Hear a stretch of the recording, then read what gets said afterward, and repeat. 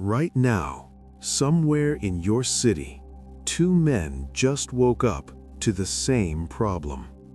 Same broken relationship, same dead-end job, same mounting debt, same wall. One of them is going to build something from that wall. He's going to look at the rubble, pick up the first stone, and start laying a foundation. The other one? He's still on the phone, explaining, justifying, redirecting blame like it's the only skill he ever mastered. And here's what nobody wants to say out loud. The difference between those two men is not intelligence. It's not opportunity. It's not the neighborhood they grew up in or the father who stayed or left. It is language. Specifically, the words they allow to leave their mouths when life stops being comfortable. The Stoics understood this over 2,000 years ago. Epictetus, a man who was born into slavery, who had every justification to be a victim, wrote that the first and most powerful act of self-mastery is controlling what you say, not just to others, to yourself. Because the words you speak in your lowest moment are not just sounds traveling through the air. They are confessions. They are a detailed public announcement of exactly what you believe the world owes you. And most men are confessing every single day without realizing it. There are 5 phrases, 5 specific sentences so common, so embedded in everyday conversation that most men say them on autopilot, without hesitation, without shame, and without any awareness of what they are actually revealing about the state of their minds. If you have said even one of these phrases in the last 30 days, this video is not optional for you. It is urgent. Because by the time this video ends, you are going to hear yourself differently.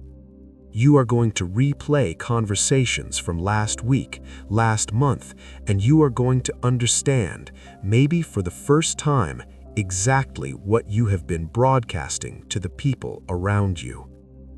And you will not be able to unhear it. If you are done being the man who reacts, and you are ready to become the man who responds, you already know what to do. Subscribe, because what comes next is not motivation. It is a mirror. Before we get to the phrases, you need to understand where this knowledge comes from. Because this is not a self-help video.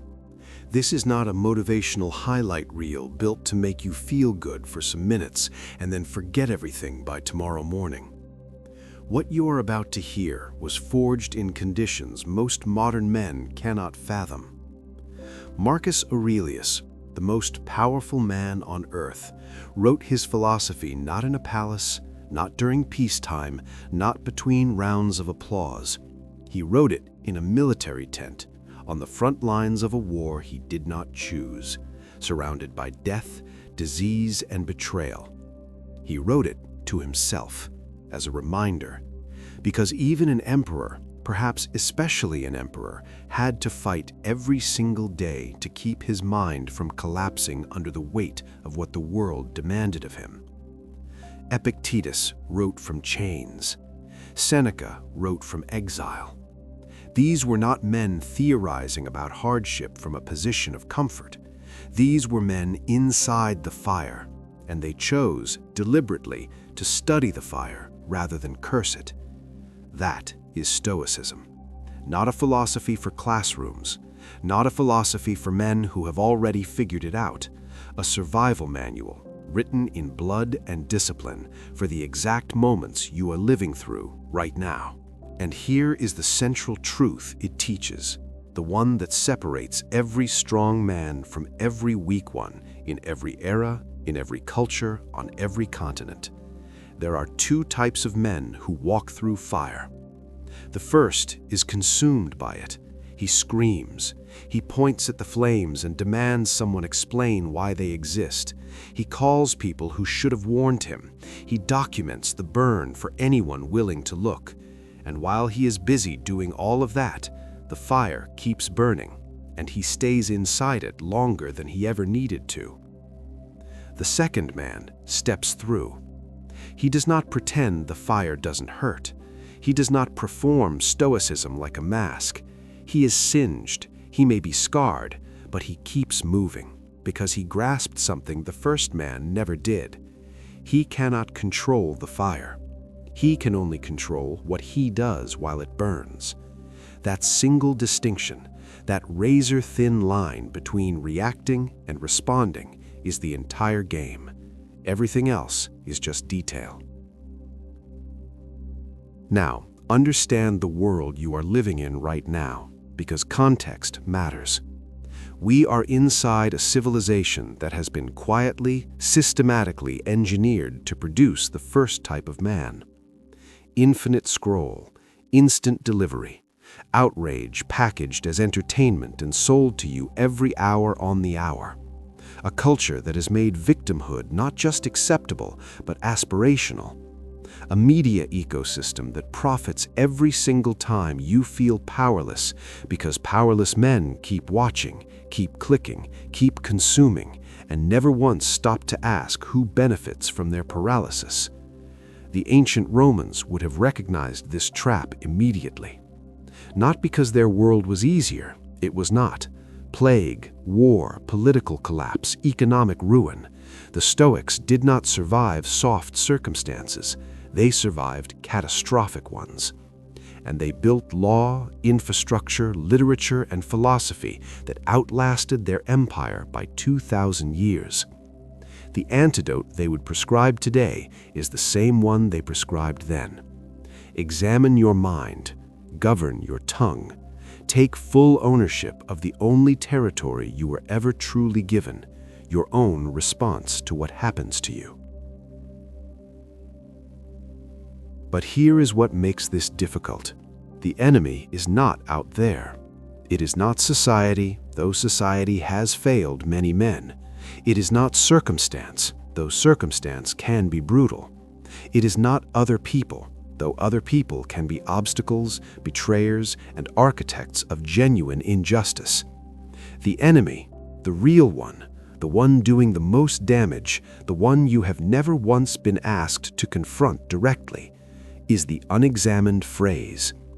The sentence you say without thinking, the 5-word combination that started as a reaction in a bad moment and slowly, quietly, without your permission, became a life philosophy. You did not vote for it. You did not sit down and decide this is what I believe, but you said it enough times that your nervous system accepted it as truth, and now it is shaping every decision you make, every relationship you enter, every opportunity you walk past. 5 phrases. That's all it takes to build a cage around a man's potential and convince him the cage was someone else's idea. We are going to name every single one of them. We start now. Phrase 1. That's just who I am. Listen carefully to what this phrase is actually saying. Not what it sounds like, what it is. When a man says, I have a short temper, that's just who I am, he is not being honest with you. He is not practicing self-awareness. He is doing something far more destructive than lying. He is taking the worst parts of himself, framing them in a picture, hanging them on the wall, and calling it a personality. I'm bad with money, always have been. I'm not a relationship person, that's just how I'm wired. I'm not good at communicating, never have been. Every single one of those sentences sounds like honesty. It is not. It is a man building a fence around his failures and charging admission to anyone who dares suggest he could be different. This phrase is not self-awareness, it is self-imprisonment. And the cruelest part, the part that makes it so dangerous, is that it feels like freedom. Epictetus was born into slavery. Not metaphorical slavery, not the kind men reference loosely in conversation. Literal chains. Literal ownership by another human being. His body was not his time was not his movements, his labor, his daily existence, all of it belonged to someone else. And yet, Epictetus became the most quoted philosopher of the ancient world. His words were studied by emperors. His thinking outlasted the civilization that enslaved him. He did not say, "Bondage is just who I am." He understood a concept the Stoics called prohairesis, your faculty of moral choice, the one part of you that no shackle, no circumstance, no other human being can ever reach, the part that decides what you will make of what has been done to you. The moment you say, "That's just who I am," you hand your prohairesis to your past self. You let the worst version of who you were vote on who you will be, and you call that authenticity. It is not authenticity, it is abdication. A river does not say, "I only know how to flow downhill, that's just my nature." When a mountain appears, it finds another path. It does not apologize for changing course. It does not hold a meeting about whether change is authentic to its identity. It carves through stone if it has to, because moving is what it does, growing is what it does. The man who says, "That's just who I am," is a river that chose to stop moving. Not because the mountain was too large, because he decided the mountain was permanent and he was not. Character is not a biography. It is a daily decision. Phrase 2, I just need things to calm down first. He has a plan. He always has a plan, and the plan is extraordinary, detailed, ambitious, almost visionary in its scope. He will tell you about it at length. He has thought about it for years, but he will start it later. When the market stabilizes, when the kids are a little older, when work settles down, when his health improves, when the relationship finds its footing, when things just calm down a little. This man has outsourced the starting point for his entire life to a set of circumstances that will never, not once, not in any combination, perfectly align.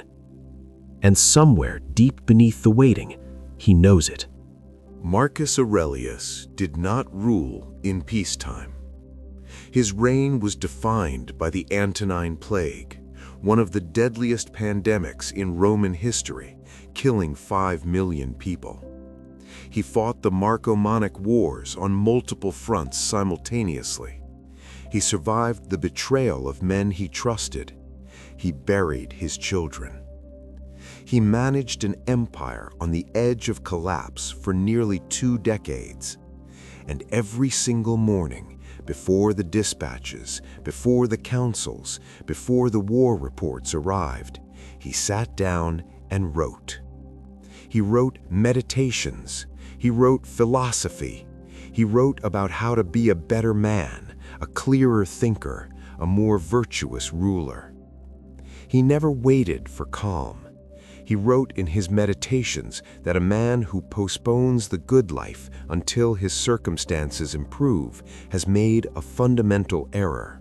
He has confused the map for the territory. He has mistaken the conditions of life for life itself. Life is chaos. Virtue, action, discipline, growth is how you move through it. Picture a surgeon who looks at a patient bleeding on the table and says, "I'll operate once the bleeding stops." That is not caution. That is not wisdom. That is a man who has fundamentally misunderstood what his job is.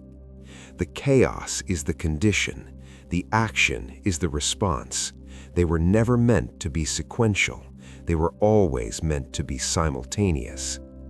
The man who waits for stillness before he builds will die still waiting. The storm is not the obstacle between you and your life. The storm is your life. And the Stoic does not need calm water to sail. A smooth sea never made a skilled sailor. He learns to navigate in the storm. The conditions will never be perfect. The man who waits for them is already defeated. People like me don't get those kinds of chances. This is the most seductive phrase on this list, because it does not sound weak, it sounds wise, it sounds grounded, it sounds like a man who has looked at the world clearly and accepted his place in it without delusion. But listen beneath the humility and hear what is actually being said. Fate has already decided my ceiling. The evidence is my current circumstances, and I have accepted both. That is not realism. That is the most crippling lie a man can fully believe, because once he believes it, he stops preparing. And the moment he stops preparing, he guarantees the very outcome he was afraid of. And then he points to that outcome as proof that he was right all along. It is a trap that closes from the inside. Seneca was one of the wealthiest, most influential men in Rome, and then, in a single political move, Nero had him exiled, stripped of his wealth, his position, his proximity to power. Everything the world had given him, taken. In exile, Seneca wrote. He wrote letters, he wrote essays, he wrote philosophy that is still being read, studied, and debated 2,000 years after the emperor who destroyed him has been reduced to a footnote in history. He did not write because conditions were favorable. He wrote because he understood something the man with the self-imposed ceiling never grasps. A man's output is never determined by what he has been given. It is determined by what he decides to do with it. Luck, Seneca said, is what happens when preparation meets opportunity. The man who has already decided his ceiling will never bother to prepare. And so when opportunity arrives, and it always does, in some form for every man, he will not recognize it, because he was never watching for it.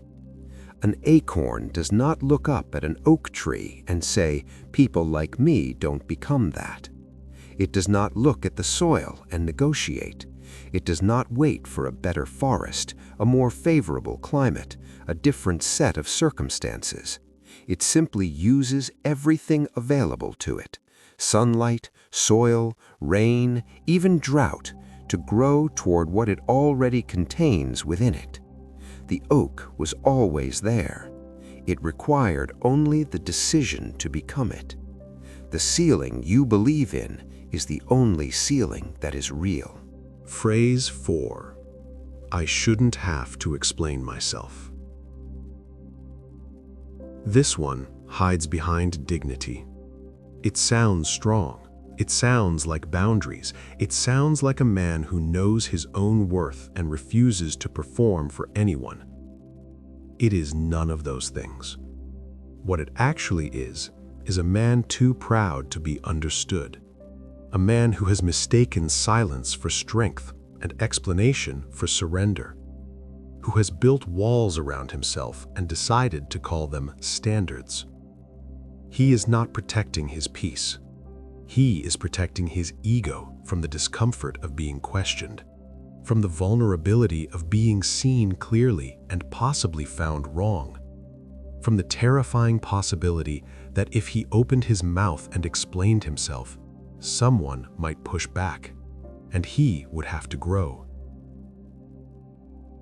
This phrase is the anthem of the man who would rather be right than connected, rather be right than effective, rather be right than grown.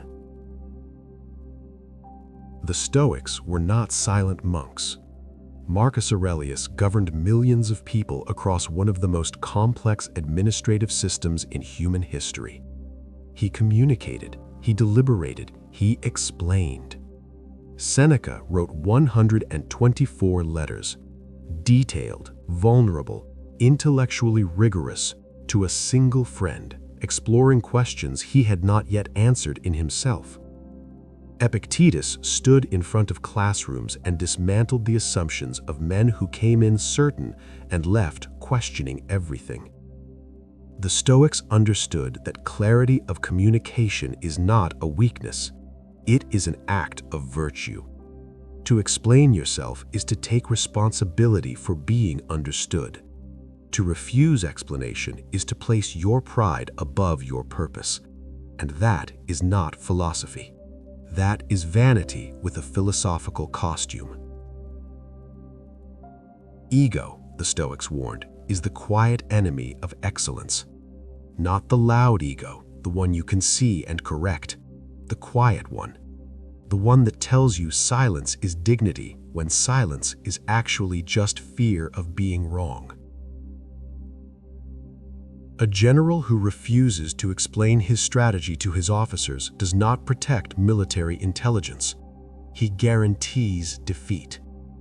His men move in different directions on different assumptions toward different objectives.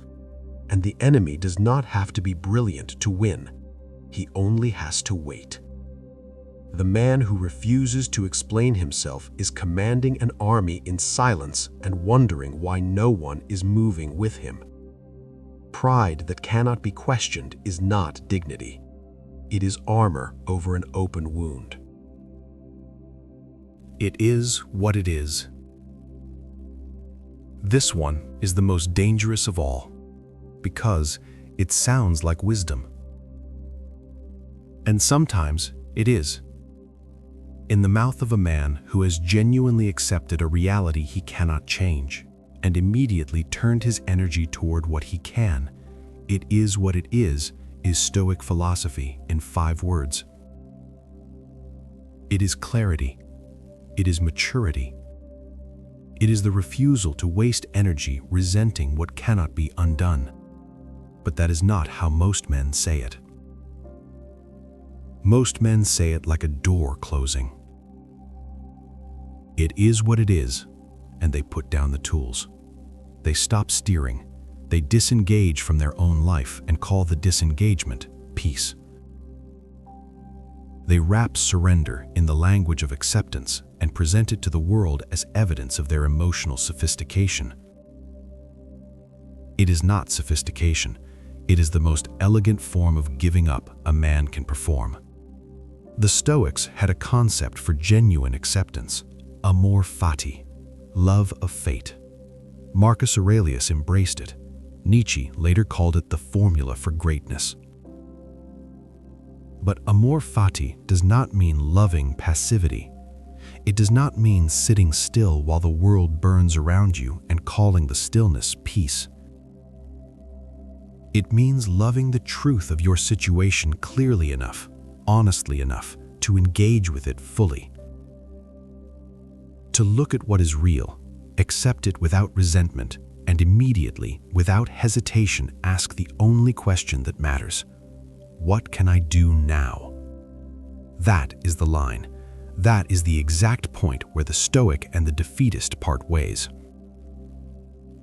Both men accept reality. Only one of them continues to act inside it. The Stoic accepts what he cannot change, and in the same breath turns to what he can. The defeatist accepts everything, does nothing, and calls the nothing wisdom. It is what it is without action is not Stoicism. It is surrender in disguise. A man's house catches fire. The Stoic looks at the flames and thinks, "This is burning. I cannot unburn it. What can I save? Where do I rebuild? What does this force me to become?" He is already in motion before the last wall falls. The fool stands at the edge of his burning life and says, "It is what it is," and watches. Both men accepted reality. Only one of them continued to live inside it with purpose. Acceptance without action is not wisdom. It is surrender in disguise. 5 phrases, 5 confessions. and now you have heard them in yourself. Look at what we just walked through. Not 5 random complaints. Not 5 isolated habits picked from a list of things men do wrong. 5 phrases with the exact same skeleton, the same bone structure underneath every single one of them. Do you see it? That's just who I am. Power transferred to the past. I just need things to calm down first. Power transferred to circumstance. People like me don't get those kinds of chances. Power transferred to fate. I shouldn't have to explain myself. Power transferred to pride. It is what it is. Power transferred to inertia.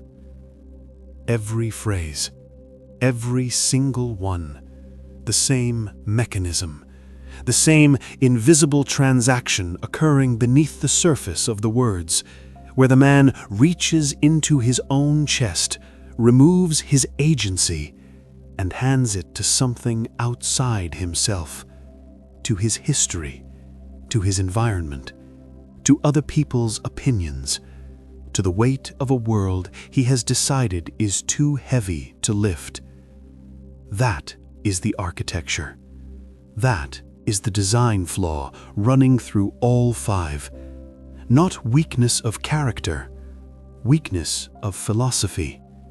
A man who has never been handed the tools to understand that the power he keeps giving away was never meant to leave him in the first place. And here is what that costs him. Not in the dramatic moments. Men can find strength in the dramatic moments. The crisis, the confrontation, the obvious crossroads. Men rise for those. The damage is done in the quiet ones. The Tuesday afternoon when he almost starts and doesn't. The conversation he could have had and avoided. The version of himself he glimpsed briefly, painfully, and then talked himself out of becoming. The phrases do their worst work in the margins of a man's life, in the space between who he is and who he almost was. And he never hears them doing it because they sound so reasonable, so human, so like everyone else around him. That is the trap. Now, understand what Stoicism is actually asking of you, because this is where men misread it. They hear Stoic and they think emotionless, they think cold, they think a man carved from stone who feels nothing and admits less. That is not the philosophy. That was never the philosophy. Epictetus wept. Marcus Aurelius grieved his children. Seneca wrote with the full heat of a man who felt everything, loss, fear, longing, fury, and chose deliberately what to do with all of it. Stoicism does not ask you to be emotionless. It does not ask you to be perfect. It does not demand that you arrive fully formed, without history, without damage, without the weight of everything that happened to you before you understood any of this. It asks you to be deliberate. That is all. That is the entire ask, and it is one of the hardest things a human being can do, which is exactly why so few manage it. To be deliberate. To catch the phrase before it leaves your mouth. To find the space, that fraction of a second between the impulse and the word, and to do something in that space. To ask, is this true, or is this comfortable? Is this who I am, or is this who I have been? Am I speaking from strength right now, or am I handing my power to something that has not earned it? That space, that pause, that is not silence. That is where the man is made. And here is what happens to the man who masters that space. He does not become a different person. He does not shed his history or his temperament or the specific texture of everything that shaped him. He does not transform into someone unrecognizable. He becomes the fullest version of the person he already is. Stripped of the verbal habits that have been holding him below his own potential. Stripped of the phrases that have been quietly, daily, consistently voting against him in the private referendum of his own mind. Stripped of the borrowed philosophies he adopted in moments of weakness and never thought to return. What is left when those 5 phrases are gone is not a vacuum. It is clarity. It is a man who speaks with precision because he thinks with precision, who takes ownership not as a performance for other people, but as a private standard he holds himself to when no one is watching, who moves through difficulty not because he is unaffected by it, but because he has decided that his response to difficulty is the one thing in this life that belongs entirely and irrevocably to him. That man is not rare by nature. He is rare by choice. And choice, this is the Stoic foundation, the bedrock beneath everything. Choice is always available. Even in chains, even in exile, even in the fire, even at the bottom of the worst year of a man's life. The choice of what leaves your mouth, the choice of what you hand your power to, the choice of whether the next sentence you speak is a confession of defeat or a declaration of direction. You are not defined by the phrases you say. You are defined by the ones you choose to stop saying. There is one thing left. Not another phrase to avoid, not another historical figure to invoke. Something more immediate than both. What you do next. That's just who I am. I just need things to calm down first. People like me don't get those kinds of chances.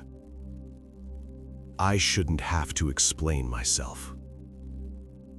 It is what it is. 5 phrases, 5 cages. Not one of them has a lock on the door. That is the part no one tells you, and the part that matters more than anything else covered in this video. These are not conditions you were born into. They are not sentences handed down by circumstance or biology or the particular city you grew up in, or the father who stayed or left. They are habits of language, and habits of language are habits of thought. And habits of thought, unlike talent, unlike luck, unlike the 1,000 external variables men spend their lives negotiating with, habits of thought can be changed by a single decision. Not a program, not a 10-step system, not a retreat or a rebrand or a complete reinvention of your identity from the ground up. One decision, made in one moment, in the space between the impulse and the word. Here is your challenge. Not a suggestion, a challenge. Think back, not to last year, not to some distant version of yourself you barely recognize. Think back 30 days. Think back 30 days honestly, the way a man looks at his own reflection without adjusting his posture first. One of these phrases is yours. Maybe more than one. That is fine.